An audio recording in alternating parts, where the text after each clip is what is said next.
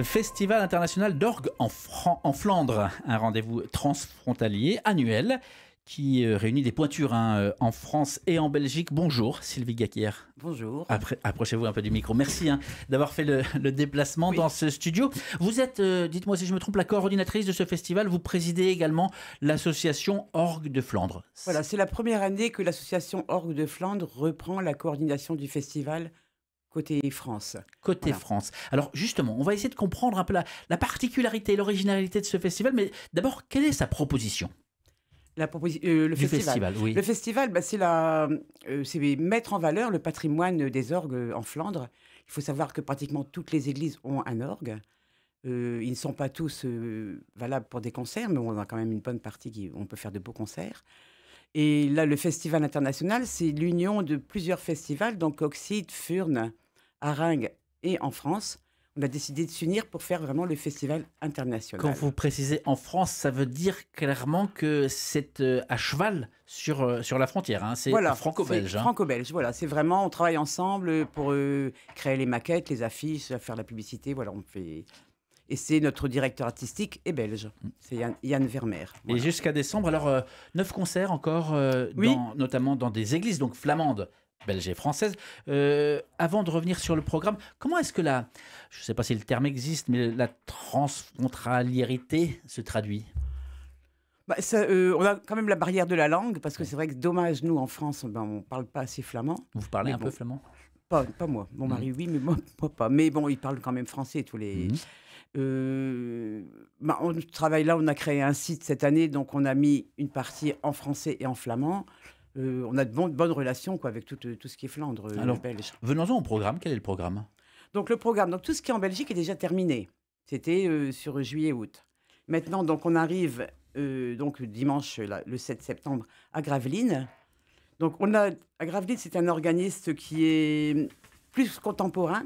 C'est-à-dire que les organismes s'adaptent à l'orgue, puisqu'on a des orgues très anciens. Donc Gravelines, ça sera plutôt un organisme qui est compositeur d'ailleurs et qui fait beaucoup d'improvisation, qui est renommé.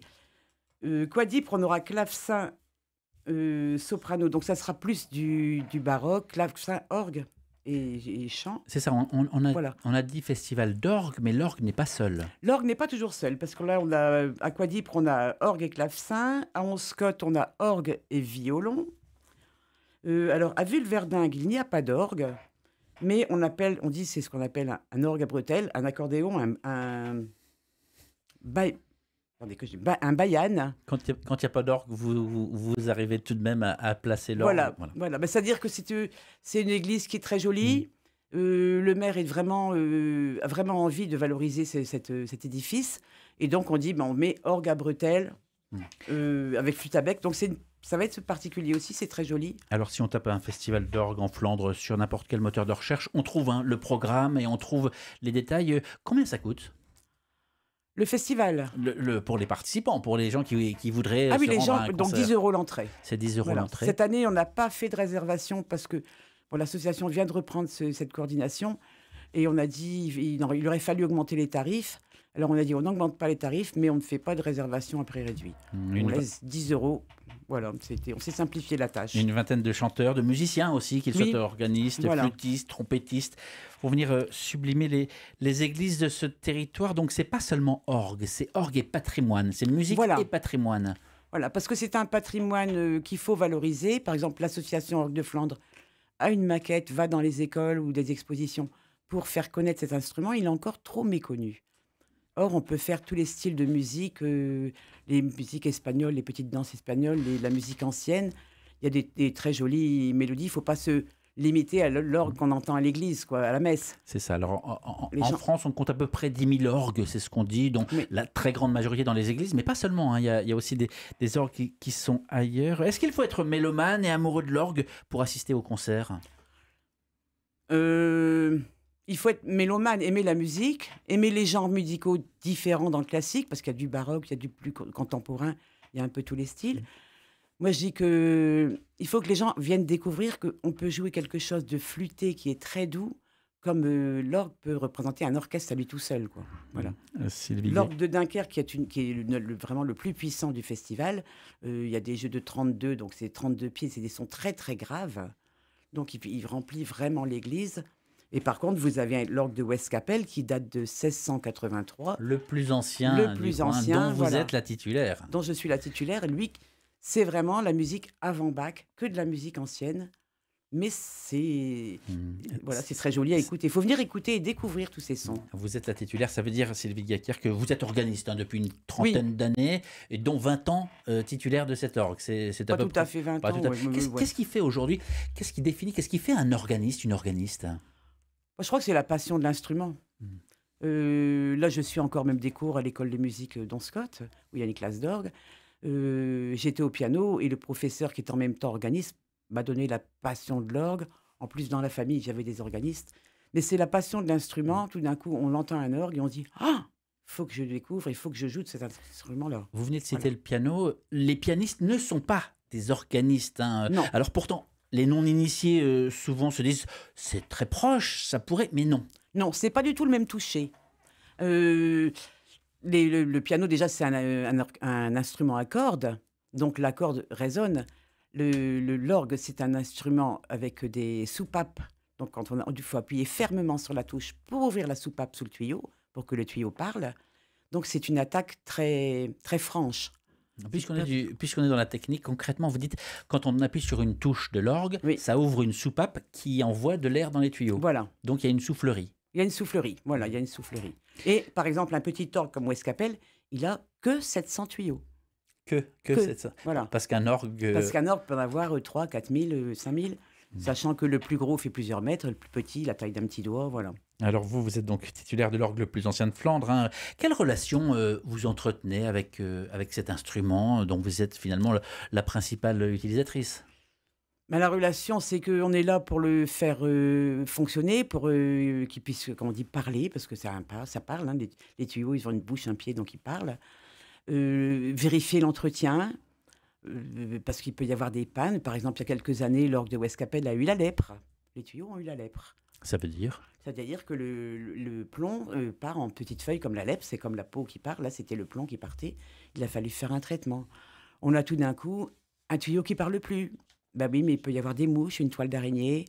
Dans les gros tuyaux, il peut y avoir une chauve-souris, un pigeon. Donc tout ça, voilà, c'est une relation humaine. Il faut que tout fonctionne. Il ne faut pas qu'il soit malade, quoi. Voilà. Les bras, les mains, les doigts, les jambes, les pieds, tout le corps, hein, est impliqué Oui. par l'organisme. C'est parfois une danse qu'on voit ou qu'on imagine quand on entend. Comment est-ce que vous le vivez, le fait finalement de jouer avec votre corps? Ben, c'est un peu aussi suivant l'humeur. On le joue avec le corps, donc c'est suivant l'humeur qu'on a. On aura envie de jouer des pièces puissantes ou des pièces plus douces. Et c'est comme ça que le corps accompagne tout. Et puis il faut rester. Après, le corps, il doit rester bien concentré. Il faut être. Voilà. Un organiste joue forcément aussi avec ses pieds? Oui, normalement. Pas Westcapelle, il n'y a pas de pédalier. C'est un orgue trop ancien. Voilà, c'est donc les mains qui doivent prendre les basses. Mais pas beaucoup de basses parce que le clavier est plus étroit. Voilà. Mais normalement, tout organiste doit savoir jouer avec ses pieds, talons et pointe. Alors, celles et ceux qui nous écoutent, certains sont évidemment connaisseurs, mais ceux qui ne connaîtraient pas et qui auraient de l'orgue un souvenir à un mariage, à un enterrement, à une célébration, et qui ne parviennent peut-être pas à saisir tout ce qu'implique l'orgue, vous les invitez à entrer par quelle porte pour découvrir vraiment l'orgue? Bah, il n'y a pas beaucoup de... Il n'y a pas beaucoup de manifestations qui font qu'on découvre l'orgue. Nous, on essaye. Sur le site, il y a les coordonnées d'Orgue de Flandre. Ils peuvent aller voir le site. On met des documents pour découvrir l'orgue. Après, en furetant sur Internet, maintenant, on trouve des exposés magnifiques sur le mécanisme de l'orgue et toute sa puissance, tout ce qu'il peut avoir. Mais l'orgue, c'est un instrument qui paraît intemporel, qui attire finalement peut-être peu nos contemporains aujourd'hui. Comment est-ce qu'on peut justement y avoir accès? Alors là, maintenant, il y a un système qu'on appelle Hopwerk. C'est donc, ils sont allés numériser des orgues. C'est-à-dire qu'ils ont numérisé les 5000 tuyaux, s'il y a 5000 tuyaux, le bruit du clavier, le bruit du pédalier, le bruit de la soufflerie. Ils ont fait des bandes son. Et donc, on peut acheter cet orgue numérique et on installe, par exemple, chez moi, j'ai la bande son de Saint-Omer, j'ai la bande son des orgues polonais ou anglais, et je choisis sur quel orgue je vais jouer. Et ça intéresse les jeunes. Parce que c'est d'informatique, c'est numérique, et ça leur plaît parce qu'ils mettent la bande son. Ils peuvent après faire des arrangements d'équilibre, voilà, ils peuvent jouer, c'est de l'informatique, on a un ordinateur dans les orgues comme ça. Mais tout de même, ça reste différent, hein. Ça y ressemble, mais ça n'est pas l'original. Le son est exactement comme si on jouait, je vois par exemple Saint-Omer, bon, bah, sur mon orgue, j'ai 6 enceintes, plus derrière pour avoir le retour de son. Le son est exactement le même qu'à la cathédrale de Saint-Omer. Voilà. Tous les orgues qui ont été numérisés, on a exactement le même son. Mais alors pourquoi continuer d'entretenir des orgues? Parce que c'est un patrimoine, voilà. Mais ça, c'est les orgues Kopwerk, ça sert dans les églises où il n'y a pas d'orgue. Ça sert à tous les élèves. Parce que pour travailler chez nous, on ne peut pas toujours aller à l'église pour répéter. Donc, on peut travailler chez nous. Et après, ça sert aussi dans les salles de concert où il n'y a pas d'orgue, d'amener vraiment le summum de l'Opwerk, qui va faire comme s'il y avait un vrai orgue avec l'orchestre. On va revenir au festival, mais question d'un non-initié. Pourquoi est-ce que certaines fois les claviers ne sont pas en haut à la tribune, mais sont au niveau de l'assemblée? Ça dépend. Les églises, il n'y a pas de règles particulières. Est-ce que ça change quelque chose? Peut-être en retour de son. Parce que quand on est à la tribune, le retour de son, il y a immédiat. Quelquefois, on dit il y a un décalage, ils le mettent, hein, si c'est une seconde ou une demi-seconde, voilà, ils mettent le décalage. Si on chante avec une chorale, bon, bah, il y a quelquefois, il y a un décalage orgue. Vous préférez vous jouer au milieu des tuyaux ou au contraire au milieu de l'assemblée?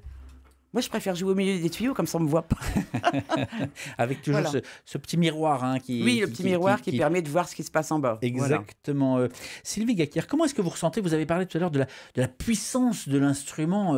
Alors, le vôtre à Ouest-Capelle n'est pas si puissant, mais quand vous jouez, comment est-ce que certains morceaux prennent tout l'espace? Comment est-ce que l'organiste le ressent? Alors, l'organiste, c'est vrai qu'il faut qu'il imagine ce que les gens vont ressentir. Quand on est avec notre orgue et les tuyaux qui sont au-dessus de nous ou derrière nous, on n'a pas le son réel de ce qui se passe en bas. Donc, quelquefois, pour des concerts, je vois en répétition, ils demandent qu'on aille en bas pour voir s'il y avait bien l'équilibre des sons. Voilà. Donc, l'organiste imagine. Voilà. Il dit, là, je vais mettre ça, ça va rendre ceci, ça va rendre cela. Quand il y a des pièces puissantes, on dit, quelquefois, on a les vibrations qui nous viennent par les pieds. Voilà, il y a des morceaux, je me rappelle la cathédrale de Saint-Omer, les voix célestes, c'est des tuyaux, ça vient on ne sait pas où, on dirait du ciel, et ça donne la chair de poule. Voilà. Donc on choisit les jeux suivant le morceau et ce qu'on veut faire ressentir. Voilà. Mais l'organiste le ressent aussi, hein. Sylvie Gacquière, revenons à ce festival d'orgue dont il reste encore donc 9 dates. Ce sont des artistes qui viennent d'un peu partout, ce ne sont pas des locaux. Non. Pourquoi et comment est-ce que vous les avez sélectionnés, choisis, approchés?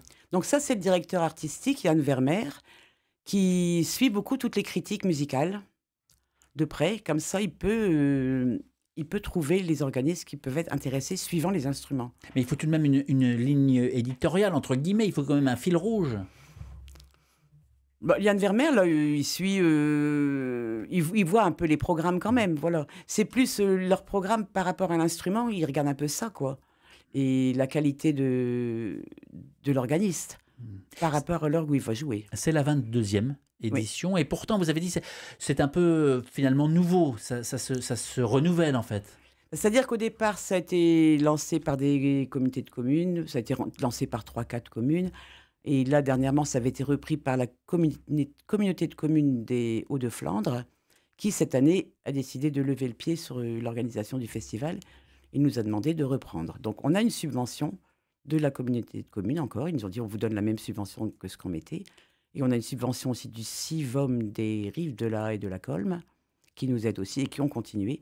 Mais ils préféraient qu'une association chapeaute la chose. Et voilà. À ceux qui se diraient, oh, ça me parle pas trop, mais bon, c'est près de chez moi, j'habite dans les Flandres, la date correspond, je vais peut-être y aller, je vais peut-être emmener les enfants.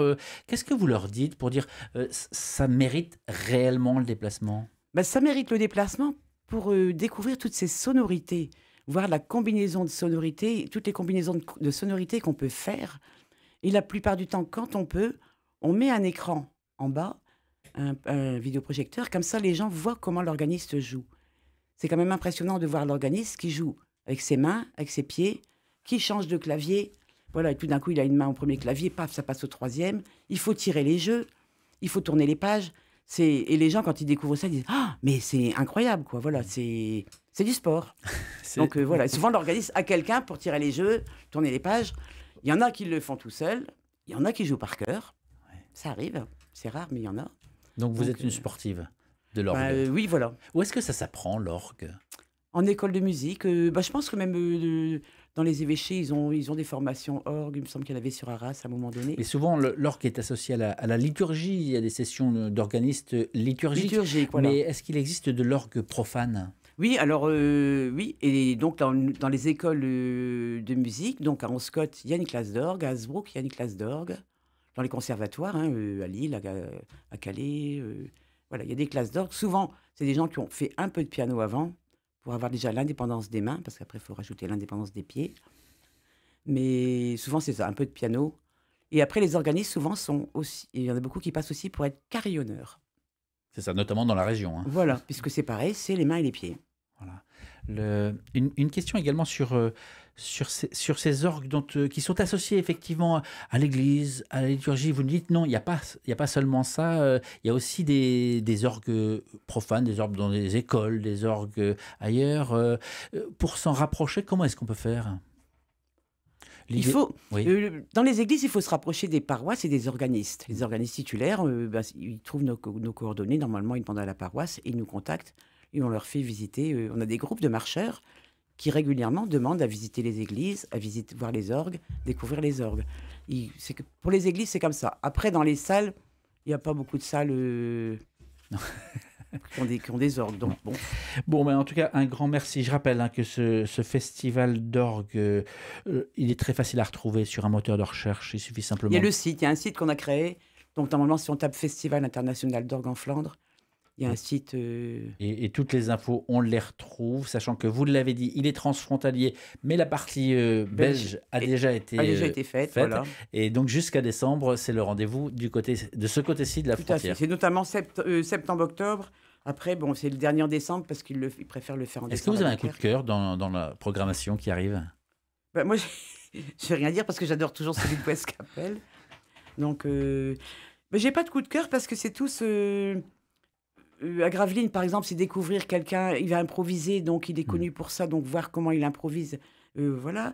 Le mélange, par exemple, même Vulverdingue, le mélange accordéon, flûte à bec, ça va être des couleurs vraiment particulières. De Dunkerque, ça va être plus de la puissance. Enfin, ils ont tous quelque chose. Orgue et violon, par exemple, avec Yann Vermeer en Scott, c'est très joli. Eh bien, en tout cas, un grand merci d'avoir fait le déplacement pour venir nous présenter ce festival. Je rappelle que vous êtes la coordinatrice, Sylvie Gaquière, du festival et vous êtes la présidente de l'association Orgue de Flandre. Merci d'être venue répondre à ces questions. Avec plaisir. L'entretien va être à retrouver sur la page YouTube d'RCF Hauts-de-France et sur le site rcf.fr Région Hauts-de-France.